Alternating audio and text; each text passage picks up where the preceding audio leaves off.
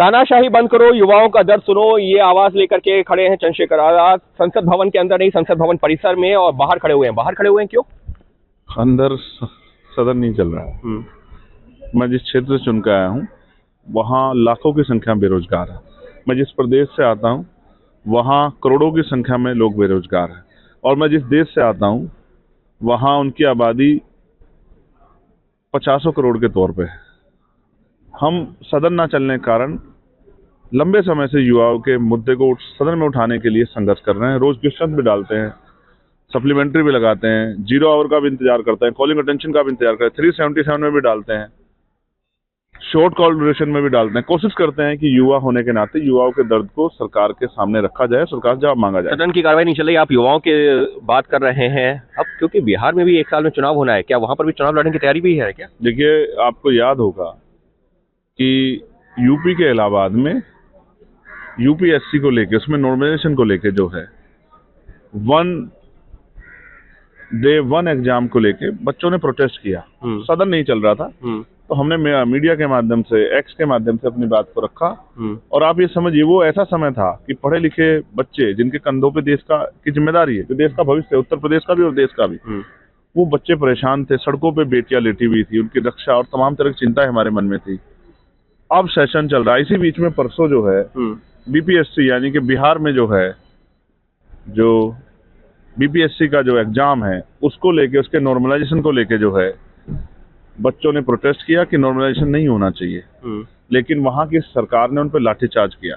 एक युवा होने के नाते मेरी जिम्मेदारी है कि इस जुल्म को मैं सरकार से इस पर सवाल पूछूं और नौजवानों के साथ खड़ा दिखाई दूं। नहीं तो क्या चुनावी मैदान में भी उतरेंगे छात्रों की आवाज उठाते हुए? मैं पहले भी वहाँ चुनाव लड़ा हूँ। हाँ, और यार का इन्फॉर्मेशन, हमारा पहला चुनाव आजाद समाज पार्टी का हम लोग वहीं लड़े थे, पप्पू यादव जी और हम मिलकर लड़े थे। तो इसलिए मैं आपसे कह रहा हूँ, चुनाव बाद की बात है, अभी 1 साल पड़ा है। लेकिन आज जो है उन बच्चों के साथ जिनकी खाल उतारी गई लाठियों से, नीतीश कुमार सरकार ने उतारी।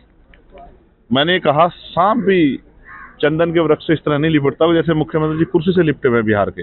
अगर आप नौजवानों को रोजगार नहीं दे सकते, उनकी आवाज नहीं सुन सकते, उनकी परेशानियों को हल नहीं निकाल सकते, तो उस कुर्सी से क्यों चुपके हो? कुर्सी छोड़ क्यों नहीं देते? आप मुख्यमंत्री का विरोध कर रहे हैं, मुख्यमंत्री एनडीए के और मुख्यमंत्री के तौर पर हैं वहां पर नीतीश कुमार, इसका मतलब आप एनडीए सरकार का विरोध कर रहे हैं। तो क्या जो वहां महागठबंधन है, यानी कि जो विपक्षी खेमा है कांग्रेस और आरजेडी का, उसके साथ में जाने की तैयारी है? तो आप मुझे ये बताओ, क्या गलत का विरोध करना किसी के साथ? मैं पूछ रहा हूँ कि नहीं, क्या जो है ऐसा समीकरण बनता है? फिर आपसे कह रहा हूँ, जो सरकार गलत कर रही है उसी से सवाल किया जाएगा।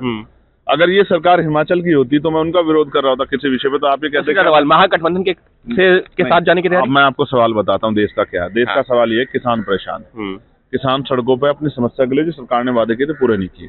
देश का सवाल ये है कि माँ बहन सुरक्षित नहीं है। एनसीआरबी का डाटा ये कह रहा है कि बहुत बड़े पैमाने पे महिलाओं के साथ हिंसा और जो है शोषण हो रहा है, जिस पे सरकार रोकथाम सारी स्टेटों की नहीं कर पा रही। मैं आपको बताता हूँ, आज युवा परेशान। पहले तो जो निजीकरण हुआ है शिक्षा में, बाजारीकरण हुआ है, एक तरफ गरीबों के बच्चे, एक तरफ अमीरों के बच्चे। तो अमीरों के बच्चे तो शिक्षा ले पा रहे, गरीबों के नहीं ले पा रहे, ऊपर से स्कूल बंद किए जा रहे हैं।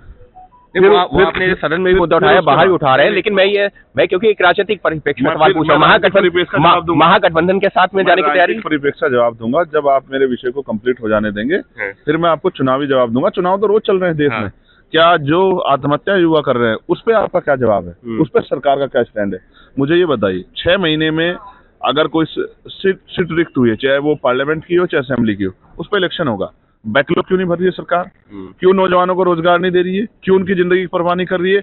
एक भर्ती प्रक्रिया 6-6 साल चल जाती है, उसमें पेपर लीक हो जाते हैं, वो बच्चे जो है उनकी वो ओवरेज हो जाते हैं, वो बच्चे सड़कों पे आंदोलन करते हैं। बीपीएड के बच्चों का यही हाल है। मैं गया था बिहार में, होमगार्ड का यही हाल है। 2012 की भर्ती है, अभी तक बहाली नहीं हुई।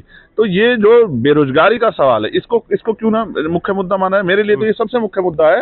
एक नौजवान होने के नाते बेरोजगार नौजवानों का मैं दर्द समझता हूँ और उनके लिए मुझे चिंता है। मैं सरकार से आग्रह करता हूँ, स्टेट सरकार से भी, केंद्र सरकार से भी, कि राजनीति से ऊपर उठ के नौजवानों को रोजगार देने के लिए बुनियादी योजना बनाए, जिससे नौजवानों की जो बढ़ती आत्महत्या घटनाएं बंद हो, और जो कॉलेज और उसमें इंस्टीट्यूशन में जो कास्ट के बेस पे डिस्क्रिमिनेशन वो भी बंद हो, और जो है नौजवान जो देश की रीढ़ है उसको अपने पैरों पे खड़ा होने का मौका मिले। रही चुनावी बात, तो जब चुनाव आएगा तो चुनाव की बात कोई पर्दे के पीछे तो नहीं होती।